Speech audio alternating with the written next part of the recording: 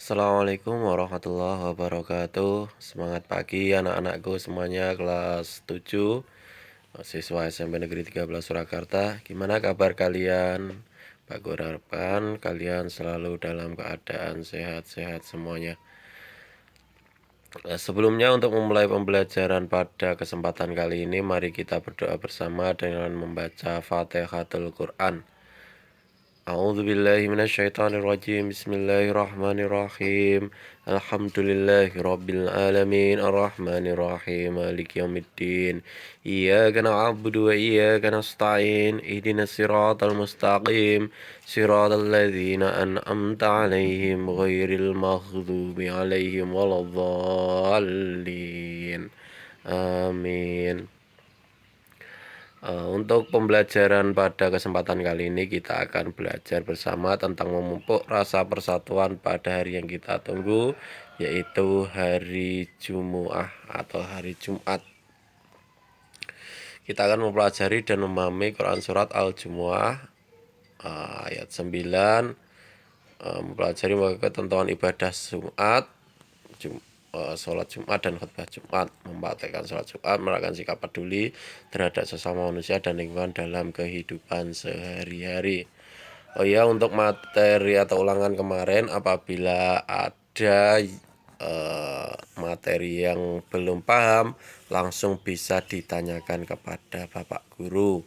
Untuk pertemuan kali ini juga, apabila nanti Pak Guru dalam menjelaskan kurang paham, nanti kalian bisa chat di WA atau di GCR. Sebelum Pak Guru lanjutkan, perlu kalian tahu bahwasannya nanti akan Pak Guru jelaskan, kalian dengarkan, kalian perhatikan, kalian pelajari.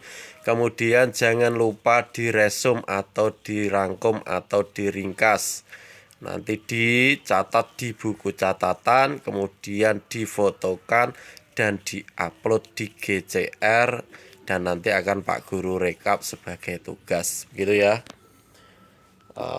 Langsung saja Pak Guru akan menjelaskan tentang Yaumul Jumu'ah atau hari Jumat, atau biasa dengan disebut Sayyidul Ayyam, artinya tuanya hari. Hari Jumat mempunyai keistimewaan dibandingkan hari lain. Kata Jumu'ah itu diambil dari kata jamaah, artinya berkumpul, yaitu hari berkumpulnya umat muslim untuk melaksanakan kebaikan. Terutama kebaikan itu berupa sholat Jumat. Salah satu keistimewaan dari Jumat adalah disyariatkannya sholat Jumat, yaitu pengganti sholat zuhur. Itu hukumnya wajib bagi laki-laki dan boleh bagi perempuan. Kesunahan-kesunahan Jumat itu banyak sekali, nanti bisa kalian baca lebih rinci lagi di buku paket halaman berapa. Ini sambil mendengarkan bisa sambil menyimak buku paketnya, kisaran halaman 126. Nah itu tentang apa? Sholat Jumat. Sholat Jumat adalah sholat 2 rakaat dengan berjamaah yang dilaksanakan sesudah khutbah Jumat pada waktu zuhur di hari Jumat. Nah itu. Tadi hukumnya adalah wajib bagi laki-laki sesuai Quran surat Al-Jumu'ah ayat 9. A'udzu billahi minasyaitonir rajim. Ya ayyuhalladzina amanu idza nudiya lis-sholati min yaumil jumu'ati fas'au ila dzikrillahi wa dzarul bai'. Dzalikum khairul lakum in kuntum ta'lamun. Hei orang-orang yang beriman, apabila diseru untuk menunaikan sholat di hari Jumat, maka bersegeralah kamu kepada mengingat Allah dan meninggalkan jual beli. Sholat Jumat pada prinsipnya sama dengan sholat wajib yang dilakukan secara berjamaah. Hukumnya adalah fardhu ain atau wajib bagi setiap muslim laki-laki. Nah, itu. Sholat Jumat dilaksanakan harus secara berjamaah dan didahului dengan 2 khutbah. Makanya dalam melaksanakan sholat Jumat itu tidak hanya sekedar sholat saja, tapi harus mendengarkan khutbah. Makanya sebelum azan, sebelum khotib naik ke mimbar diusahakan sudah datang ke masjid. Ketentuan sholat Jumat, syarat wajib sholat Jumat. Siapa yang wajib melaksanakan sholat Jumat? Yang pertama orang Islam, balik, maknanya adalah dewasa, berakal. Kemudian laki-laki yang wajib, laki-laki, perempuan tidak diwajibkan, tetapi boleh melaksanakan sholat Jumat di masjid. Kemudian orang yang sehat atau tidak sakit menetap atau bermukim, yaitu maknanya orang yang tidak sedang dalam perjalanan. Nah, orang yang sedang dalam perjalanan musafir itu boleh tidak melaksanakan sholat Jumat, tetapi tetap harus melaksanakan sholat wajib, yaitu sholat zuhur. Bagi perempuan juga sama, kalau tidak melaksanakan sholat Jumat tetap wajib melaksanakan sholat zuhur. Seperti itu. Kemudian tadi adalah syarat wajib. Ini adalah syarat sah. Syarat sah yang pertama, dilaksanakan di tempat yang telah dijadikan tempat bermukim oleh penduduk. Kemudian dilaksanakan secara berjamaah.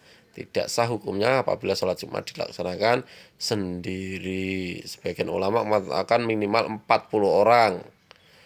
Akan tetapi apabila dalam keadaan-keadaan tertentu, jika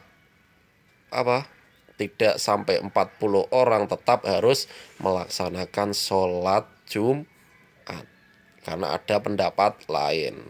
Nah, itu. Kemudian dilaksanakan pada waktu zuhur. Sesungguhnya Rasulullah Shallallahu Alaihi Wasallam sholat Jumat ketika matahari telah tergelincir. Kemudian sholat Jumat dilaksanakan dengan didahului 2 khutbah. Itu adalah syarat sah. Kemudian ada khutbah Jumat. Khutbah Jumat merupakan nasihat dan tuntunan ibadah yang disampaikan oleh khotib kepada jamaah sholat Jumat. Khutbah Jumat itu berisi pesan takwa. Khutbah Jumat ini berbeda dengan ceramah atau kultum atau khutbah yang lainnya, karena khutbah Jumat juga memiliki rukun.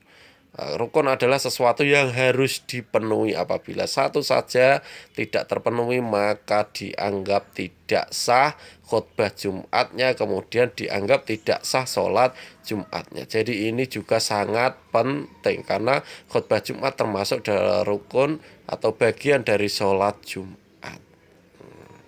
Rukun khutbah Jumat yang pertama, mengucapkan puji-pujian kepada Allah Subhanahu wa taala. Misalnya alhamdulillahirabbil alamin wassalatu wassalamu ala asrofil anbiya'i wal mursalin dan sebagainya. Kemudian yang kedua, membaca sholawat atas Rasulullah. Allahumma sholli ala sayyidina Muhammad wa ala ali sayyidina Muhammad kama sholaita ala sayyidina Ibrahim wa ala ali sayyidina Ibrahim. Nah, seperti itu. Itu adalah contoh-contoh sholawat atas Rasulullah atau Allahumma sholli ala sayyidina Muhammad wa ala ali sayyidina Muhammad. Itu adalah minimal mengucapkan sholawat seperti itu. Kemudian mengucapkan 2 kalimat syahadat.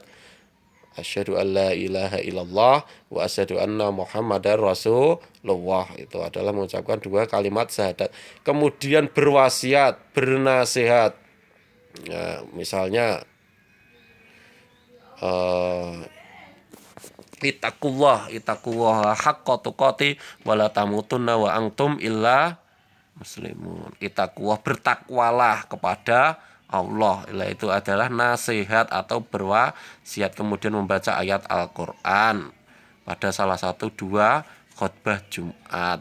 Boleh di khutbah pertama ataupun kedua atau kedua-duanya juga lebih baik. Misalnya ayat Al-Qur'an ya apa saja, minimal 1 ayat. Nah, itu minimal apa? 1 ayat. Membaca ayat Al-Qur'an itu wajib, hukumnya dilaksanakan ketika melaksanakan khutbah Jumat. Paling sederhana misalnya membaca Quran surat Al-Ikhlas atau yang lainnya. Kemudian berdoa untuk umat Islam pada khutbah yang kedua. Allahumma ighfir lil mu'minina wal mu'minat wal muslimina wal muslimat al ahya'i minhum wal amwat innaka sami'un qaribun mujibad da'wat. Rabbana atina fid dunya dan lain sebagainya. Itu adalah doa untuk semua umat Islam, bukan doa untuk dirinya sendiri ya. Dan ini dilaksanakan pada khutbah yang kedua. Kemudian syarat khutbah Jumat, tadi rukun, sekarang syarat. Khutbah Jumat dilaksanakan tepat siang hari saat matahari tinggi dan mulai bergerak condong barat atau sudah masuk waktu zuhur. Maknanya adalah seperti itu. Khutbah Jumat dilaksanakan dengan berdiri jika mampu. Khotib hendaknya duduk di antara dua khutbah Jumat. Khotib hendaknya duduk di antara dua khutbah Jumat. Khutbah pertama selesai, kemudian duduk sebentar, kemudian naik lagi untuk melaksanakan khutbah yang kedua. Khutbah disampaikan dengan suara yang keras dan jelas. Kemudian khutbah dilaksanakan secara berturut-turut jarak antara keduanya. Khatib suci dari hadas dan najis. Kemudian khatib menutup aurat. Itu adalah syarat khutbah Jumat. Kemudian sunnahnya khutbah Jumat. Sunnahnya apa? Dilaksanakan di atas mimbar. Berarti kalau tidak dilaksanakan di atas mimbar bagaimana? Atau tempat yang tinggi? Ya boleh, tetapi kesunah, tidak melaksanakan kesunah. Bedakan antara wajib dan sunnah. Rukun itu harus dipenuhi, syarat harus dipenuhi. Kalau sunnah itu tidak harus dipenuhi. Khutbah disampaikan dengan kalimat yang fasih, terang dan mudah dipahami. Khatib menghadap ke jamaah sholat Jumat. Khatib membaca sholawat atau yang lainnya di antara dua khutbah. Ketika duduk, nah itu disunahkan membaca sholawat. Kemudian khatib menetapkan 3 rukun yang dimulai dengan pujian, sholawat Nabi, dan berwasiat. Jamaah sholat Jumat hendaknya diam, tenang, dan memperhatikan khutbah Jumat. Khatib hendaknya memberi salam. Khatib hendaknya duduk di kursi mimbar sesudah memberi salam dan mendengarkan azan. Sunnah yang berkaitan dengan sholat Jumat. Ketika tadi adalah sunnah khutbah Jumat, kalau ini sunnah yang berkaitan dengan sholat Jumat. Apa? Mandi terlebih dahulu, melaksanakan mandi besar. Mandi besar itu bagaimana ya? Dari ujung rambut sampai ujung kaki semuanya dibasahi. Kemudian memakai pakaian yang bagus, disunahkan warnanya putih, memakai wangi-wangian, memotong kuku, menyegerakan pergi ke masjid untuk melaksanakan sholat Jumat, melaksanakan tahiyatul masjid atau penghormatan, membaca Al-Quran dan zikir sebelum khutbah Jumat, memperbanyak doa dan sholawat atas Nabi Muhammad. Kemudian adab melaksanakan sholat Jumat, meluruskan shaf. Shaf itu artinya barisan itu. Kemudian ketika khatib sedang berkhutbah tidak boleh berbicara meskipun satu kata pun. Diingat-ingat, ketika sedang khutbah Jumat kita itu tidak boleh berbicara. Yang boleh berbicara itu hanya satu, siapa? Yaitu khatib. Apabila kalian berbicara maka kalian sudah terhitung batal. Nah, itu diingat. Jika engkau berkata pada sahabatmu pada hari Jumat, diamlah dan khatib sedang berkhutbah, sungguh engkau telah berkata sia-sia. Nah, itu. Hadis lain apa? Bisa dibaca sendiri di buku paket. Banyak sekali keterangan-keterangan atau penjelasan di sana. Hikmahnya apa? Melaksanakan sholat Jumat ya banyak sekali hikmahnya. Memuliakan hari Jumat, menguatkan tali silaturahmi, dengan sering berjamaah di masjid bisa menambah semangat kerja. Pokoknya yang baik-baik. Hikmah itu pokoknya kalian tulis yang baik-baik itu sudah termasuk apa? Hikmah sholat Jumat, dan itu pasti jawaban yang benar apabila ditulis yang baik-baik. Simpel saja. Pokoknya sepengetahuan kalian apa yang baik, misalnya dengan sholat Jumat saya jadi rajin, dengan sholat Jumat saya jadi semangat, dan lain sebagainya. Dengan sholat Jumat mendapat banyak pahala. Pokoknya yang baik-baik pasti dibenarkan. Nah, seperti itu. Halangan sholat Jumat atau hal-hal yang boleh menjadikan kita tidak melaksanakan sholat Jumat, tetapi tetap harus diganti dengan melaksanakan sholat wajib sholat zuhur. Apa? Yang pertama yaitu orang yang sakit itu boleh meninggalkan sholat Jumat. Kemudian ketika hujan lebat atau terjadi musibah. Kemudian musafir atau orang yang sedang dalam perjalanan. Nah, itu perjalanan menuju tempat melaksanakan sholat Jumat tidak aman, misalnya dalam keadaan perang dan lain sebagainya.